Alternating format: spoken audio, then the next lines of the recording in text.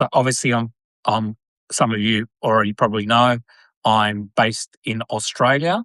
Um, so based in Brisbane, Australia. So probably most of you, I'm assuming, thank you. Thanks for the love hearts. I'm assuming most of you are in America.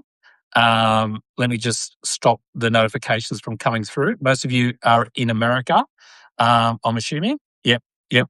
Okay, that makes sense. That makes sense. And I think in Australia right now, it's about 2 p.m. And I'm pretty sure it depends on where you are. Like it's a little bit earlier if you're in California, and it's probably too late if you're like in New York. I think New York is like midnight or something. I don't know the exact time frames, but I think if you're in California, it's still like relatively early. Um, so yeah, but I just wanted to have a quick chat today. If you haven't been on my thing before, mostly talk about American politics. Um, there's a couple of things going on at the moment that I want to talk about. One of them is the 250th US birthday, which is coming up in very shortly, and Trump is they're going to be holding a big event there, the UFC. We've also had a lot of musicians. The better musicians have actually all cancelled, and so they're no longer going to they're no longer doing the 250th anniversary. But there are a couple who have decided to stay. One of them is Milli Vanilli. And most of you might remember Milli Vanilli from the 80s. Him and his partner, who I think his singing partner. When I say singing, passed away, but he's decided that he's going to go. He's a massive Trump supporter, and it kind of makes sense as well because, of course, Milli Vanilli back in the 80s would basically were caught not actually singing the song. So they weren't actually singing their own songs. So that kind of makes sense. That's kind of a Trump thing. Like they were frauds. They like Trump. Trump is also a fraud. Trump seems to attract a lot of fraudsters, white collar criminals, all that sort of stuff. So if someone has a dodgy past, Trump will probably be a big supporter of you. There's no doubt about that. He loves people with bad pasts. And all the good musicians are basically, oh, hi, Sherry, thanks for joining. All the good musicians are pretty much cancelled. So as usual, it's going to be like not a very exciting affair. They're probably hoping Kid Rock shows up because Kid Rock seems to be the best musician that the Trump administration have. That seems to be the only person they always seem to get in there. So that's happening there. So that's kind of interesting to see that what happens there. It's apparently very partisan compared to other sort of anniversaries or Independence Day type events. Usually they're pretty non-political in terms of non-partisan, but as usual, Trump politicizes everything. He puts his name on everything. He had his name on the Kennedy Center, which hi Michelle, thanks for joining. He had his name on the Kennedy Center. That's now a judge has now decided to take that off. We'll see where that goes. But Trump is just obsessed with putting his name on everything, whether it's $250 bills, whether it's Kennedy Center, whether it's, he just needs to have his name everywhere. And it sort of encapsulates how Trump sees the presidency. He sees like his own business. Hi, Zilton. Good. Thanks for joining again. Trump's own business. He loves putting his name everywhere. Trump Tower, Trump Steaks, Trump University. I don't know if you remember Trump University. Trump University was actually not really a university, and that's probably why they had to close it. Because you didn't actually get a degree from Trump University, and a judge called Trump University a scam. So there you go. So a lot of the MAGA Trump supporters who seem to like really like Trump a lot and things like they obsess about him. they seem to forget that this is the guy who started Trump University, which was a complete and utter scam. Yeah, it literally was a scam. The judge who basically forced him to close it down, said that it was a scam. Everything he does is a scam. Um, Now, speaking of scams, of course, in Texas, one of the other things that's going on in Texas is James Tallarico. He seems to be polling pretty well again. Ken Paxton. Ken Paxton, obviously, again, very corrupt. Was impeached by his own party. So he wasn't even impeached by the Democrat. He was impeached by his own party for corruption. Now, the big shock that's come out this morning, and it's shocking news, because for the last couple of days, 3, 4 days, the Republicans have been saying that James Tallarico is a vegan. And apparently in Texas, because it's like a red state, being a vegan is like worse than being a serial killer for some reasons. For some reason, but he's not even a vegan. However, there is a bit of a twist in the story. We found out today that James Tallarico is, in fact, not a vegan, but his girlfriend is. And this is massive news on the MAGA side. This is bigger news than anyone's ever heard of. I think they're more, yeah, you should see them online. They're just going nuts that his girlfriend is a vegan. So this is the worst thing that they've got against James Tallarico. The worst thing they have against James Tallarico is that his girlfriend's a vegan, right? That's not the worst thing. The worst thing we have against Ken Paxton is that he's one of the most corrupt politicians in US history. Girlfriend a vegan, corrupt politician. You know, to MAGA, the corrupt politician is a much better choice. And of course, for Trump being the ultimate corrupt politician, I'd say that corruption in the MAGA party is not only not, I would say it's not only not, pushed it back against, it's actually embraced. If you have a past of being corrupt, Trump is probably going to look favorable on you. He's probably going to think, oh, he's pretty good, this guy. He's like me, you know.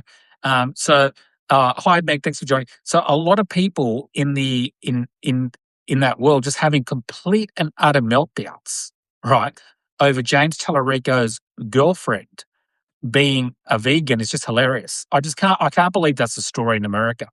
Often people will say to people like myself, who's an Australian, who looks at a lot about American politics, and I'm not talking about people like yourselves, but I'm talking about more MAGA people. They will often say to me, Joe, why don't you mind your own business?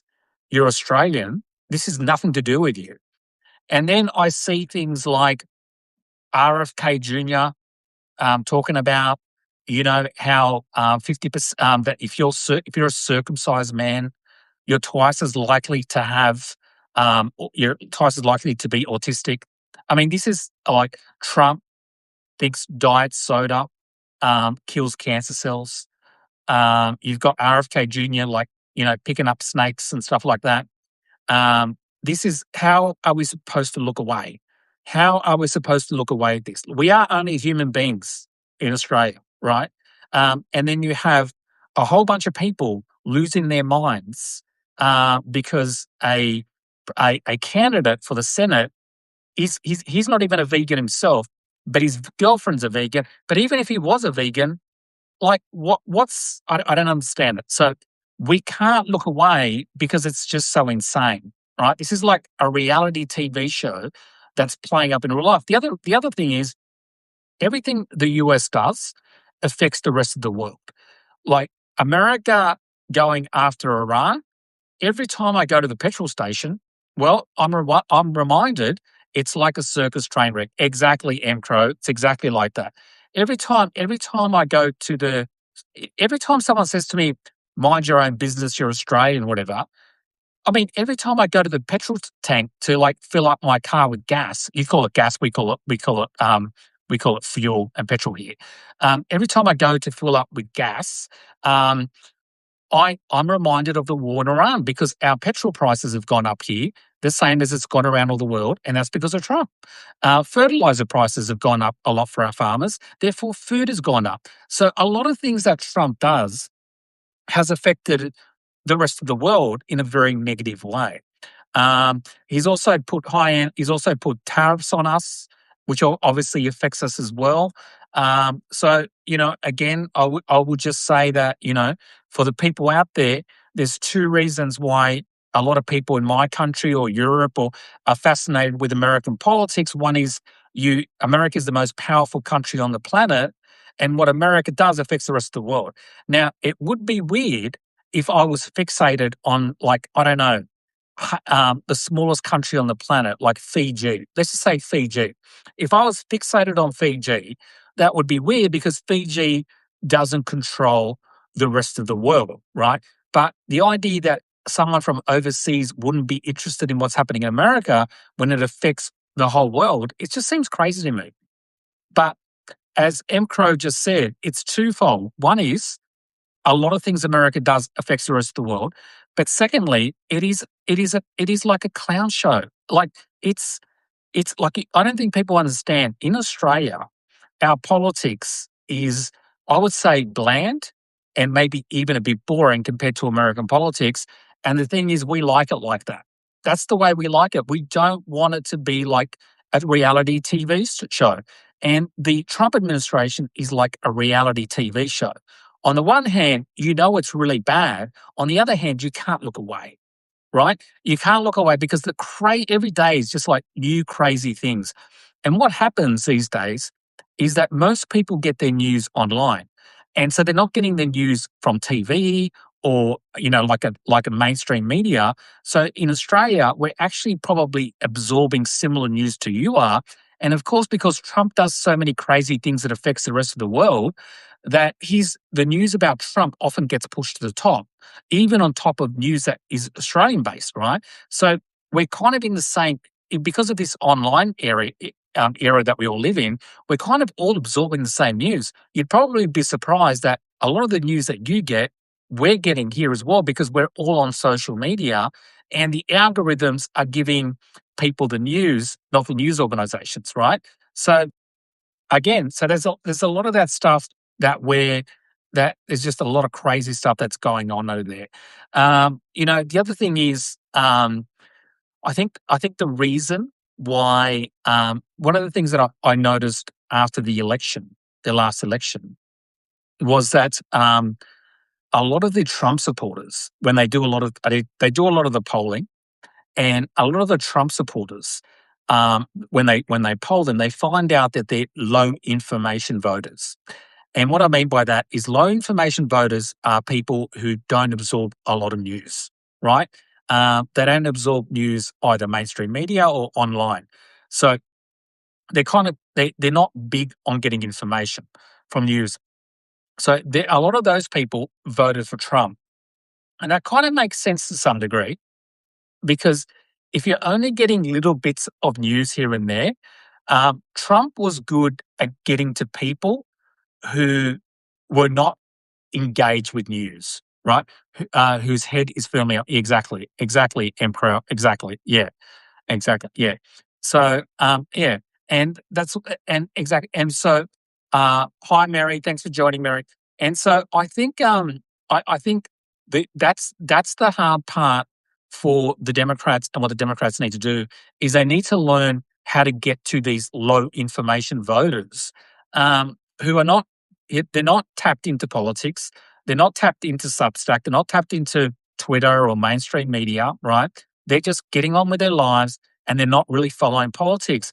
And so a lot of people were like, why did all these people vote for Trump? And well, if you actually look at the data, and this is, they have, so what happens is the best data you get from election results usually happens like 3 to 6 months after the actual election. And what we find is that that low information voters were overwhelmingly voting for Trump. So and when you think about the 2024 election, right? When you think about the 2024 election, you think Kamala Harris was going on MSNBC, Kamala Harris was going on CNN, she was going on all these mainstream legacy media, which is fine, but that's not where most voters are these days. And then Trump was going on podcasts and he was going on streaming services. Elon Musk, yeah. So, and all this sort of stuff. So, all this sort of stuff. Trump went to all these other areas to to capture people who are not paying attention to politics, right? And that's how we got more people to vote for him. So on the one hand, you got Kamala Harris running a campaign like it's 10 years ago, before social media was a big thing, and you've got the Trump administration. Hi, Melissa. Thanks for joining, Melissa. Thanks a lot. I'm just doing an impromptu one. Thank you. And on the other hand, you've got you've got you've got the Trump administration doing all these things, which is basically going to hi Melissa, is going to places where most people are not there, right? They're not there. So again, I think the Trump administration was very good at picking up low information voters, and the Kamala Harris were not. They just weren't good at it, and I think we're learning from that low information voters are kind of the people that the Democrats need to learn how to target. And the only way you can target those people is by going to areas where people are not paying attention to politics. And those areas could be sports, it could be music, it could be anything outside of politics. And that's how you get in front of low information voters. And remember, Trump didn't just appear on the Joe Rogan Experience. He also appeared on stream, like people who like gamers, young online gamers. So there's streaming services, and there's millions of people who watch that. He went on all these different podcasts, right? So that I think is the key for the Democrats to sort of start doing that. It's a good way for them, right, to start sort of getting in front, learning now before the election, is to get in front of all those different types of people. They need to go to door and talk to people. Yeah, exactly right. Door to door, but door to door is only going to get you so far. You know what I mean? Like door to door is only going to get you so far, because door to door, if you're not interested in politics, they will just not answer the door. You know what I mean? They just won't answer the door, or they won't, they'll go, oh, who's there? Or they'll just close the door. They're not interested. I think door to door typically works better with people who are already engaged to some difference. I think you have to go to podcasts, online people, sports areas, all that stuff, where you pick up a whole bunch of people, right, who might not necessarily be interested in politics. And what they might do is they might see like say Pete Buttigieg. I'm just giving an example, right? They might see Pete Buttigieg. They've heard about him. He shows up on some sports podcast. Let's just say it's a sports podcast, a popular sports podcast, right? And he goes on there and he talks a little bit about politics, but he talks about sports as well. And what you find is a lot of these low information voters is they're not so much attracted to this policy or that policy, although that can definitely help. That's how some of the best Democrats have won, but for a national, you may be correct. Yeah, exactly. Yeah, exactly. And look, Democrats have always been better. Democrats have always been better at door knocking, but door knocking didn't work. And I'm not saying they shouldn't door knock. I'm just saying that you got to get those people, right, who are just tapped out. The people who are not going to answer the door, and they will look at that person, because that might be the first time those people have looked at Pete Buttigieg, right, and gone, oh, I don't read. The only thing they might have heard about Pete Buttigieg might have been from right-wing people, like sports people, right? Like sports people, whatever. They might have made derogatory comments about Pete Buttigieg. Then Pete Buttigieg shows up on the podcast and they're like, wait a second, he's actually a really nice guy. He's actually a lot of the things he says makes a lot of sense.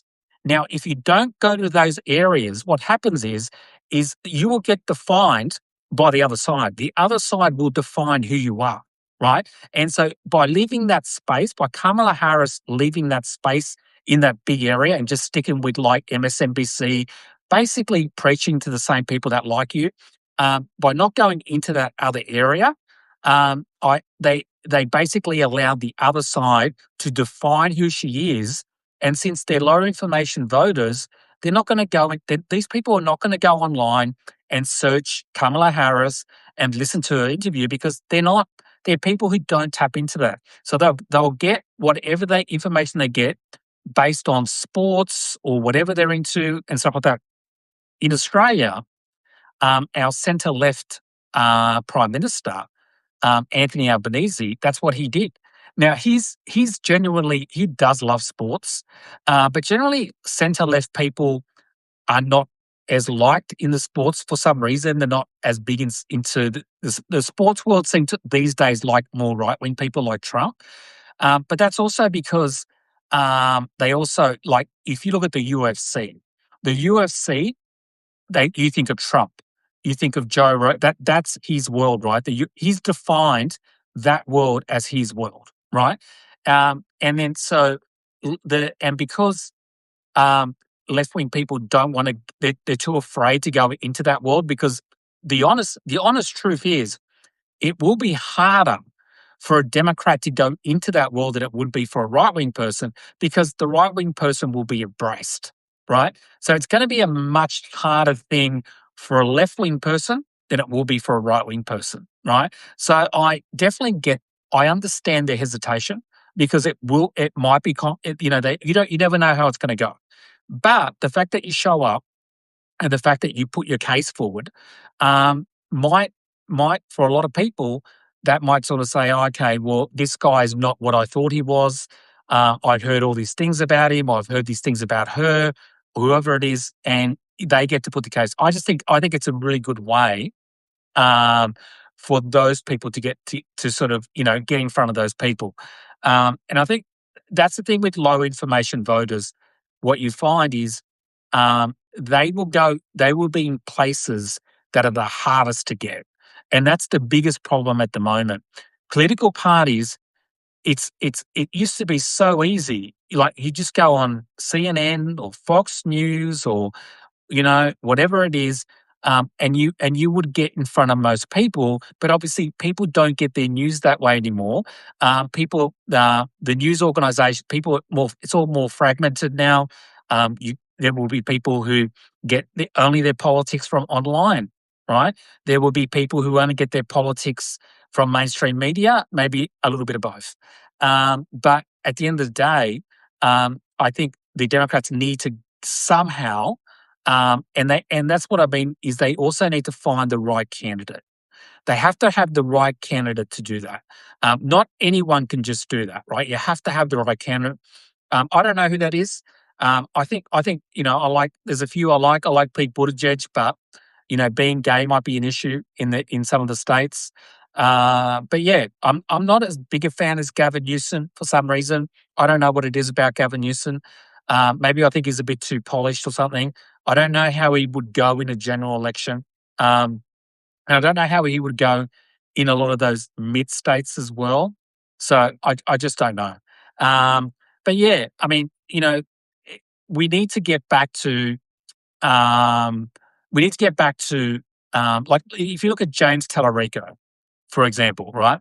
They're already trying to define James Tallarico as a sort of ultra left soy boy. He's not a real man.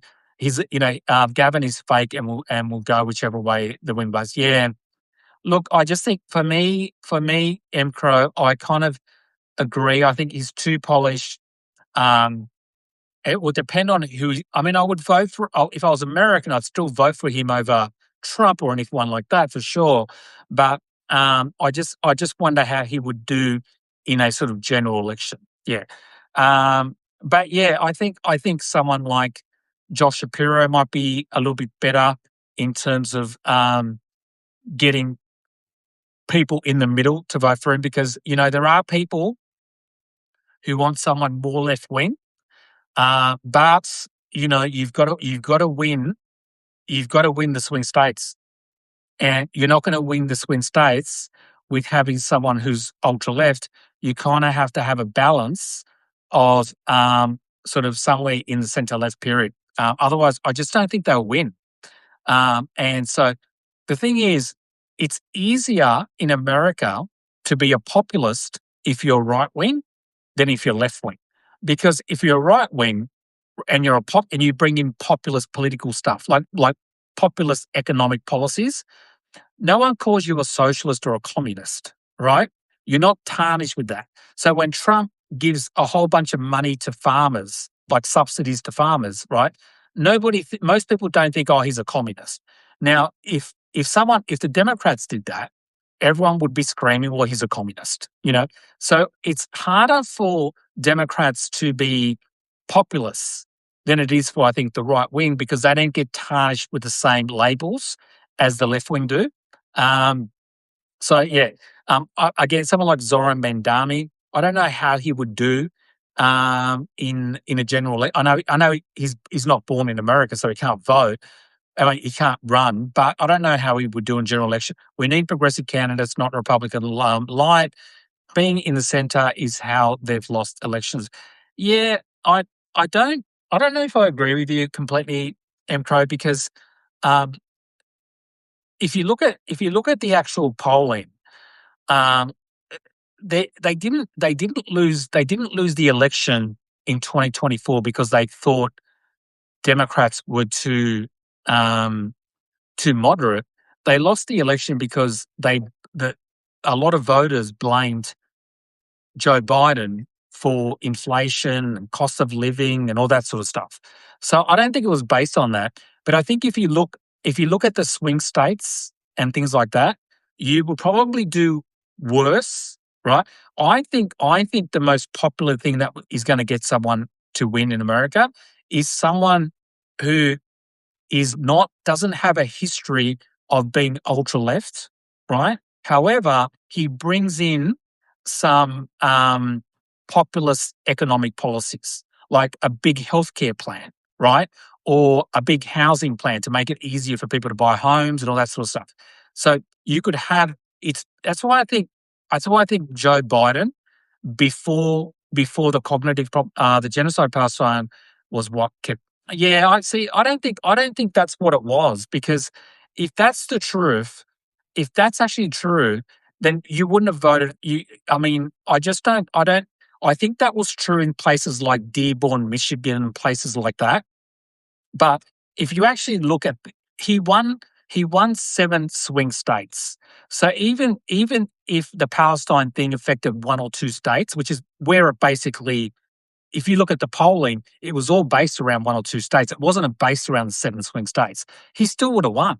He might have won by a little bit less, but he still would have won. He still would have won the election. That, I don't think that was the factor. If you look at what people, if you look at what people said why they voted for Trump, it was inflation was right up the top. Cost of living was like second. Immigration was like third. It was all on top. The Israel-Palestine thing was like not even in the top 10. So there were definitely communities in Michigan, Dearborn, things like that, who it was a big issue for.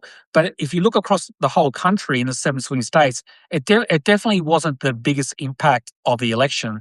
The biggest impact was, like most elections, is inflation and things like that. So a lot of people will just blame whoever the incumbent government is. For Democrats, it was.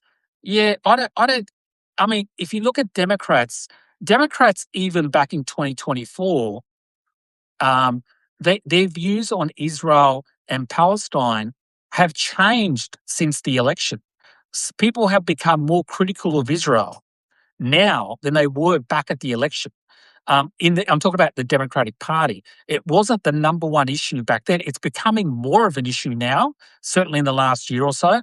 But you got to remember, the election was in 2024, and people weren't. It wasn't as widespread in the Democratic Party as it is now. And it's more. It's honestly, it's more of a generational thing as well. It's younger people, it's the big issue. For older people, it's not as much the biggest issue. And that's also in the Republican Party, independents. When it comes to Israel Palestine, one of the biggest things on how you think of it is your age, right? It's not to say that there aren't, yeah. Hi, Catherine. There are definitely people with Israel Palestine who will have different views at different ages. But generally speaking, if you're under the age of 50, no matter who you vote for, you'll have stronger views on Israel Palestine. than you will if you're an older person. So, and I think people in the last year or so have had much stronger views than they did back in 2024. So again, I don't think it's going to be the number one issue. I think if you look at the polling, it's almost certainly. Here's the other thing. If you look online, right, a lot of people were like, there's a civil war happening in MAGA. You hear it all the time, right? There's like a civil war happening in MAGA. You always hear about it, right? And then Ken Paxton, right? Ken Paxton runs and he absolutely wins, right?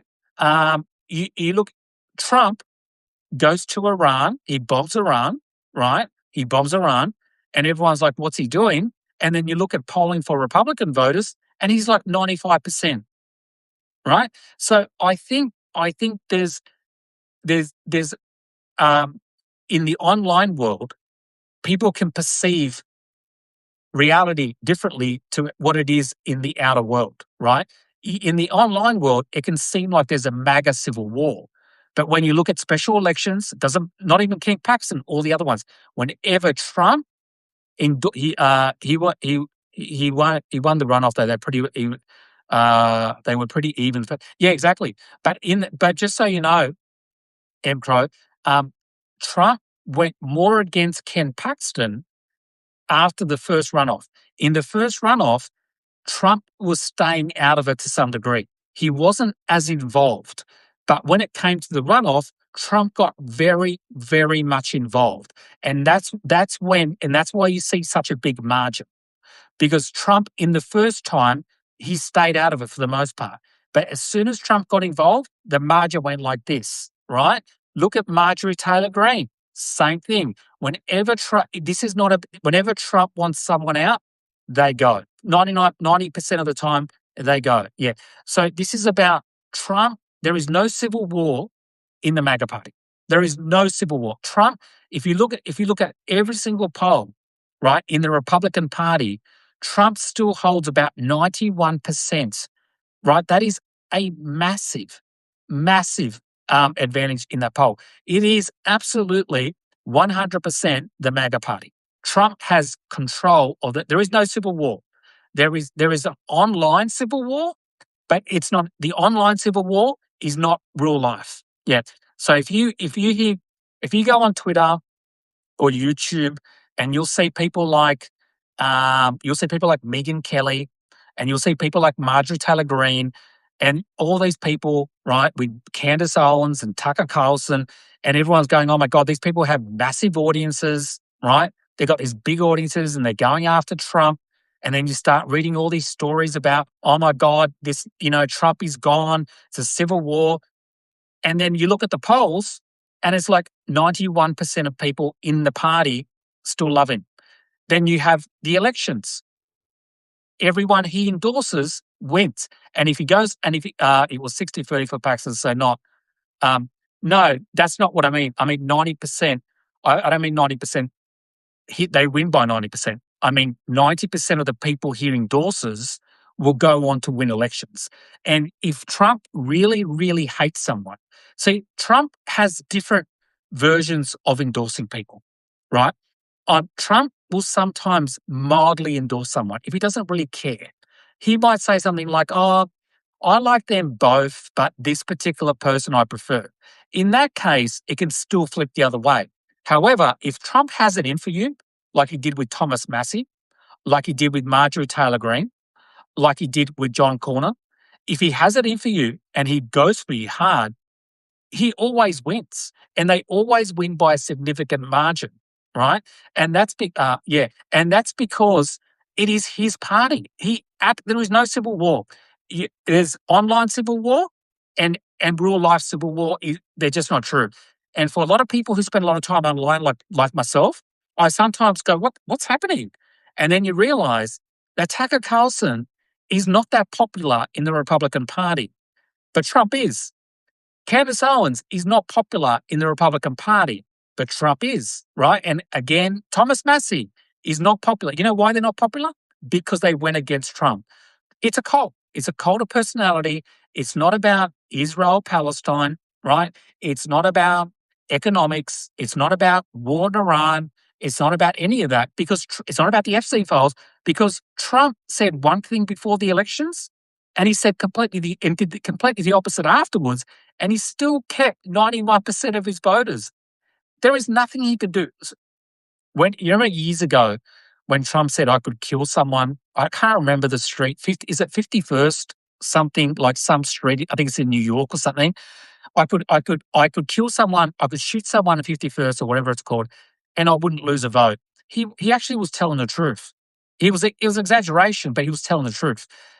Trump absolutely has power within that party, and I actually don't. Fifth Avenue. That's it. Yeah. I actually don't. I actually don't think Trump's going to run again in 2028, and the reason is because I think he's too old. But I do still think he'll have control in the party because even now, even though Trump is not on the ballot in the midterms, Trump has control of the party. Who wins the primaries pretty much is up to who Trump wants to win the primaries, right?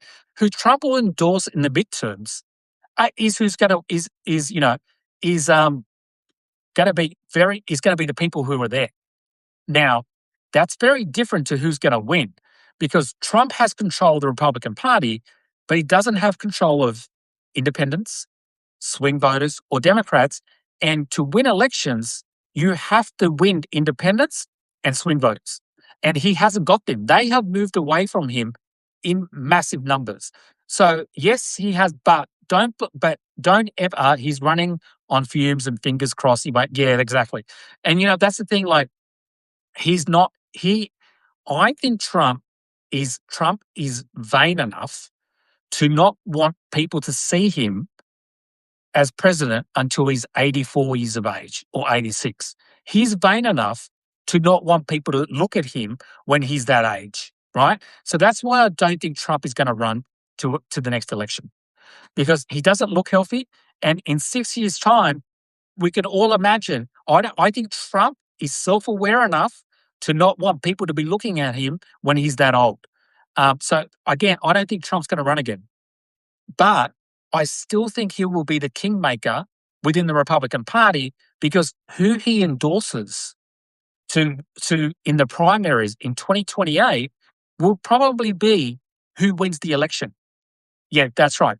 He won't run. He will leave in terms of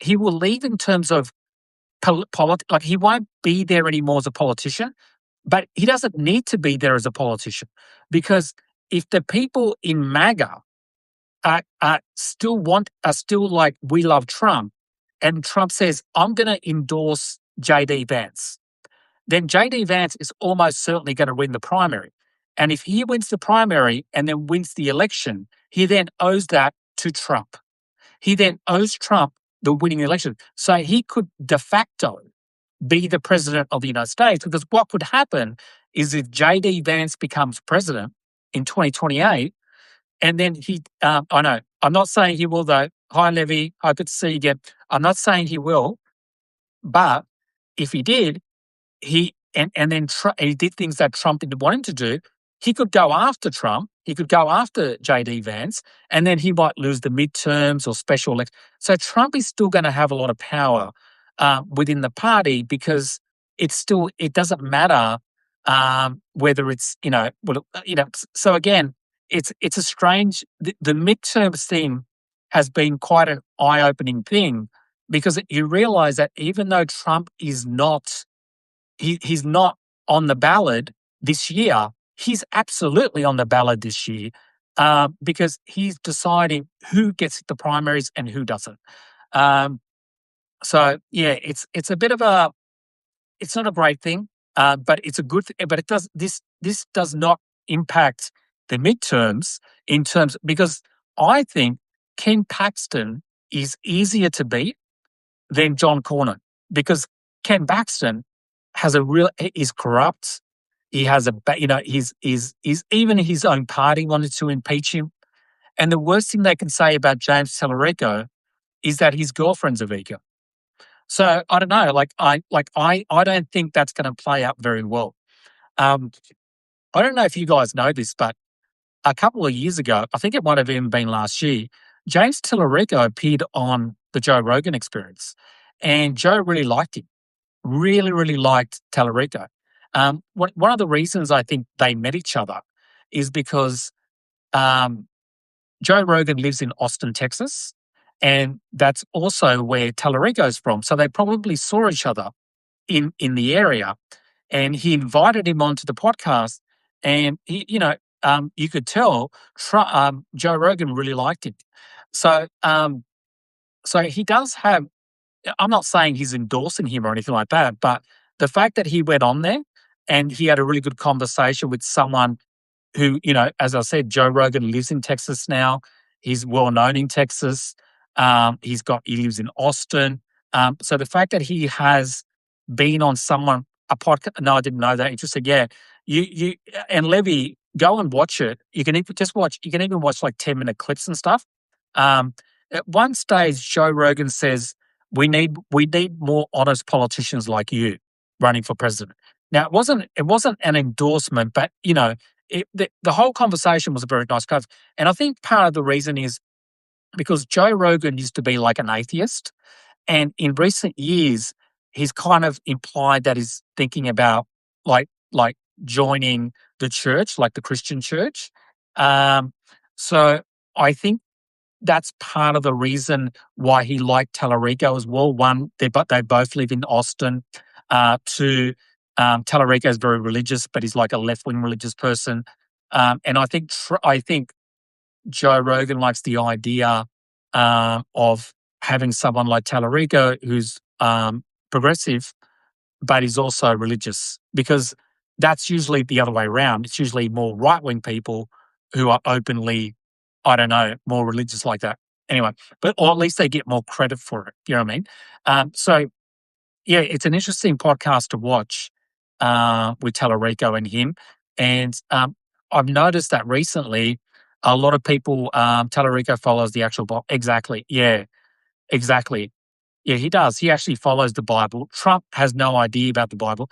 I read Ted Cruz posted out. Ted Cruz posted out.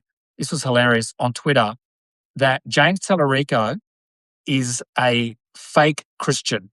And the first thing that came to my mind was the guy he loves, Donald Trump, is the biggest fake Christian on the planet.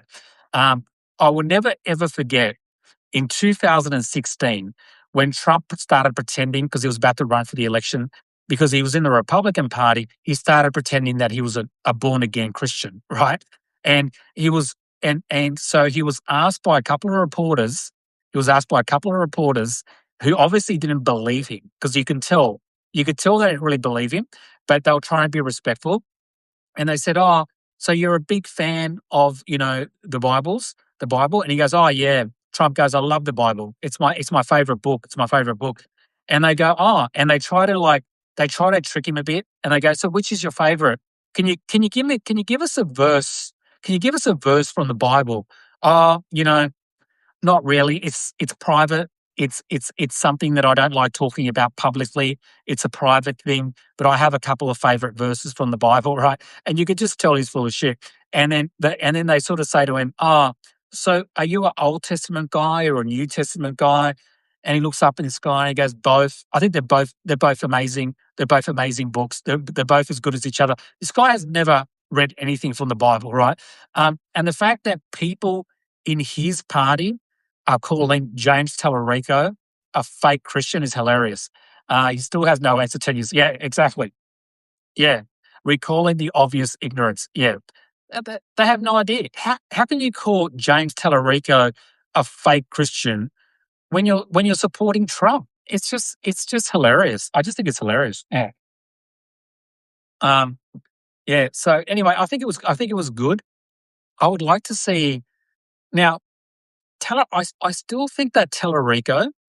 I do still think Tallarico might be the underdog, and the only reason I say that is because it's still Texas, mind-boggling. Yeah, yeah. We call them the obvious ignorance. Yeah, I still think I still think Texas is a very red state.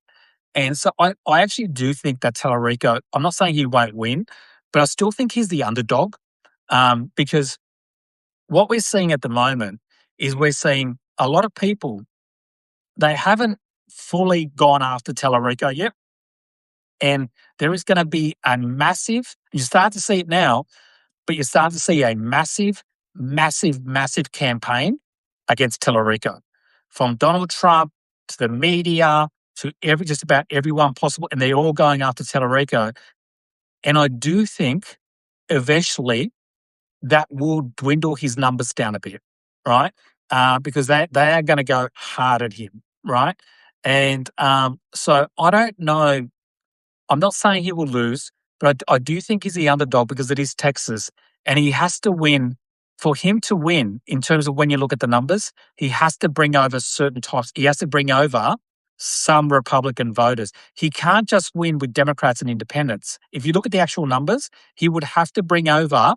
They gerrymander based on 24 numbers, and I think that made it. Yeah, exactly. Yeah, and I think, I think. I think it'll be. I think he's still. I think he could win, but it's definitely like if he lost, I wouldn't be surprised. Yeah, it'll be interesting to see the numbers as we get closer and closer.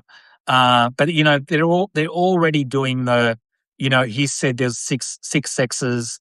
He said that God was non-binary. Like the thing about him saying there was six. There was six different biological sexes.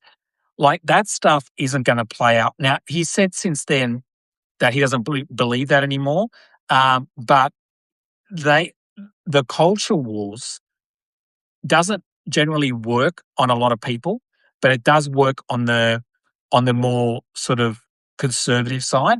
So it depends on how many people in the MAGA world, because on the one hand, yes, he's a Christian, but on the other hand, he's said a lot of woke stuff in the past, right? That a lot of religious people in Texas wouldn't agree with. Um, so it'll be actually interesting to see whether they put that aside and go, well, who cares what he thinks about that stuff? What sort of policies does he have? Economic policies, all that sort of stuff. And when you look at the alternative, Ken Paxton, you're like, well, I'd much rather vote for this young guy than Ken Paxton, who's like, you know, obviously corrupt as hell. So it'll be interesting to see what that is, what sort of happens there. Yeah. So from that sort of point of view, I did before I go.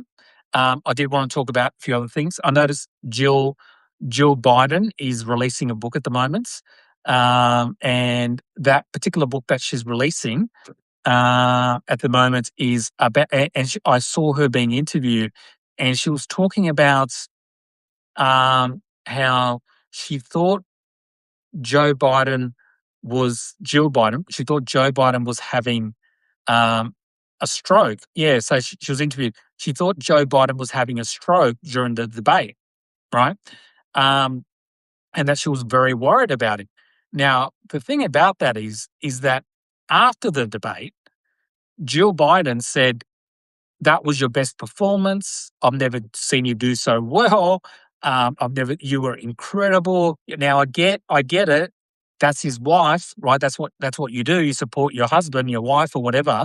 But it paints a different story to what she was saying back then about the debate. Now, again, I'm a Joe Biden fan. I like Joe Biden. I thought he was a good first-term president for the most part. However, I do also believe that he should have stepped aside earlier and allowed a primary, so they could have got, they could have like put it out and maybe had a better performance. Who knows? But I do believe, however, I do think that you know the idea that somehow, then she also said, then she also said, um, then she also said, oh, she said, I never saw Joe Biden like that before the debate, and I never saw Joe Biden like that after the debate. I'm going to be honest with you, I don't believe that. Again, I'm a Joe Biden fan, but I'm not a cultist.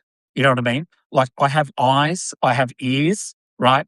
I watched the campaign very, very closely. And yes, he was particularly bad during that debate. But the fact of the matter is that he wasn't. There were issues going on, and the idea that we would be gaslit into believing there was nothing wrong with him is just like I just I don't believe that. I think it's actually a bad thing what they're doing, which is trying to convince us there was nothing wrong. And I'll tell you why. Because a lot of people lost trust in the Democratic Party because of that. There is a lot more people you realize who said who were kind of independent. They were swing voters, and they were like, and then they got all this stuff about Joe Biden. There's nothing wrong with him. He's perfectly okay. He's at the top of his game because right, that's all. Oh, he's on top of his game and all this sort of stuff. And then it's like, and then people are watching him and they're like, that's not what I'm seeing. And so I think you've got to be honest, right? You will have the diehard Democrats like myself. If I was American, I still would have voted for him. I still would have voted for him over Trump. But where was Obama on 9/11? Who was paying him? Where was Obama on 9/11? Who was paying him? Um, but where was Obama on 9/11?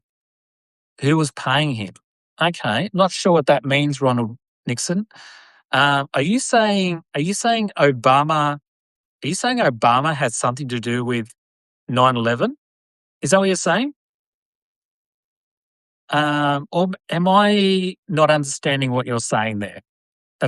Yeah. Sorry, I'm not sure what you're saying. Where was Obama on 9/11? Okay. Anyway, so yeah, so I guess what I'm saying is, um, you know, it's good. The Democratic Party should just be honest about it. I think we'll get more supporters because of it, and we'll get more trust. People will be more trustful because of that. Yeah, you can't lie. You can't obviously lie to your own supporters. Some people won't care, but you can't win elections that way. That's all I'm going to say on it.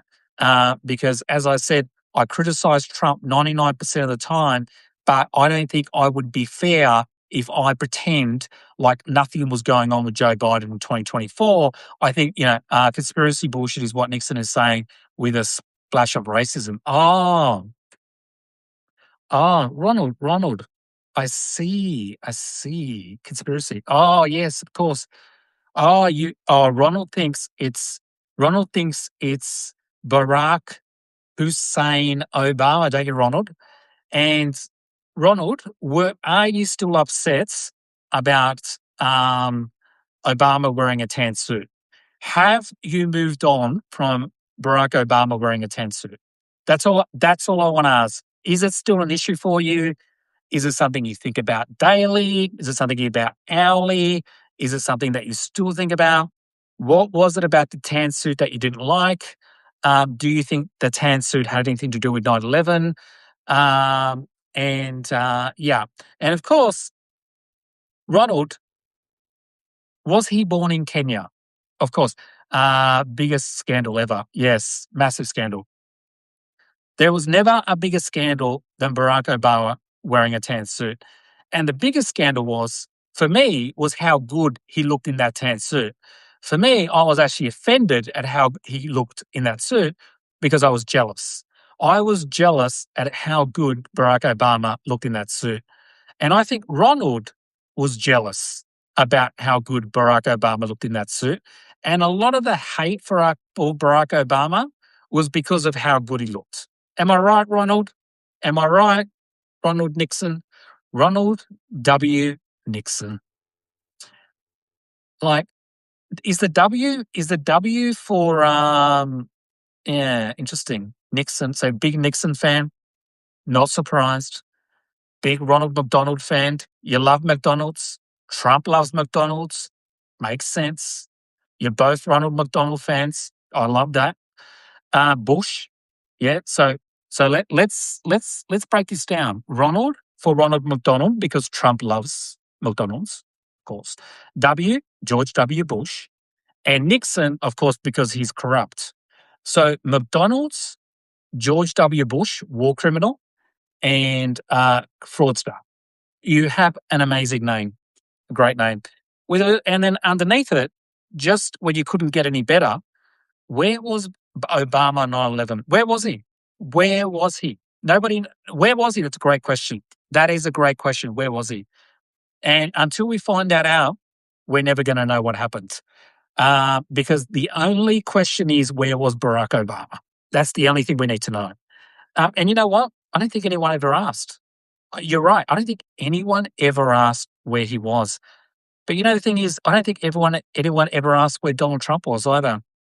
No one ever said, where's Donald Trump on 9/11? They never asked. They never asked where Ken Paxton was on 9/11. No one has ever asked why Ken Paxton was on 9/11. I can only assume he had something to do with it. No one ever asked where Marco Rubio was on, but I guess he must have something to do with it. JD Vance, I mean, he must be involved because nobody ever asked where he. You're asking questions, and those questions haven't been answered. You're obviously right. So thank you very much for joining Ronald W. Nixon. He is not very talkative, is he? Did he just come in? Did you just come in to tell us that and then disappear? Come on, Ronald. You're better than that. Come on, let's go, Ronald. Come on, Ronald. Get back into the conversation. Get back in. Come on. You must have more. Ronald, you must have more than where was Obama and all. Come on. If you're still there, Ronald, come on. Throw something else in. Let's have a conversation. Anyway, so that was pretty much what I want to talk about today. Unless there's something else anyone else wants to talk about. Did I miss anything? Have I missed anything? I don't know. Have I missed something? What else? What else have I had? I think that's pretty much it. But yeah, so lots to look forward to the 250th anniversary. Independence Day.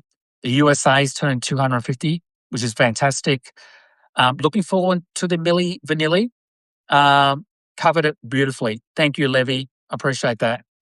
Thank you very much. But yeah, I can only recommend that you watch the 250th USA anniversary party, the birthday thing. And I am honestly, check out At the Left Hook, WAJ At the Left Hook. Okay, we'll do. And I will actually be looking forward to watching the Milli Vanilli, because Milli Vanilli, what's going to be interesting about that one is he actually singing himself, or is he going to get someone else to sing, or is he just going to lip sync and someone else is going to be doing the singing? That's what I'm going to be looking out for. That's the only reason I'm interested in this 250th thing. I just want to see Milli Vanilli either sing or lip sync. And I'm pretty sure the Milli Vanilli I know from the 80s, I don't think he's going to be singing. I think he's going to be lip syncing again. And that would just be just such a Donald Trump thing, to have someone there who can't, the best he can do is someone who can't even sing. He and Kid Rock lip syncing together. That would be beautiful and craft. That would be a beautiful thing to see. Yeah, absolutely a beautiful thing to see. Him and Kid Rock lip syncing together. Yeah. They have the best musicians. They've got Chachi. Remember Chachi from Happy Days? Ralph Mudd, what's his name? Scott Baio. He's a big Trump supporter. I was surprised. He's a big Trump supporter. Chachi so he was like a mini Hitler. Milli Hitler. He was like a mini Fonz. But the thing is Henry Winkler, the actual Fonz, is a massive Democrat. So we got the Fonz and they got Chachi. I mean, come on. They ended up with Chachi and we got the Fonz. I think that says it all. I think, I'm surprised that that's not covered more often. I thought that, but yeah, Henry Winkler is a big Democrat. I know, Livy. It's a massive irony. Yeah, exactly. Yeah. And I was never a big fan of Chachi. I always thought I never liked Chachi, to be honest with you. When she got married to, what's her name? I can't remember her name. But when they got married, I wasn't a big fan of the wedding. And there's something about Chachi I never quite liked. And now I know why. There was something I didn't trust about him. But with the Fonz, I always trusted the Fonz to do the right thing. And the Fonz ended up doing the right thing. So yeah, I think that says a lot.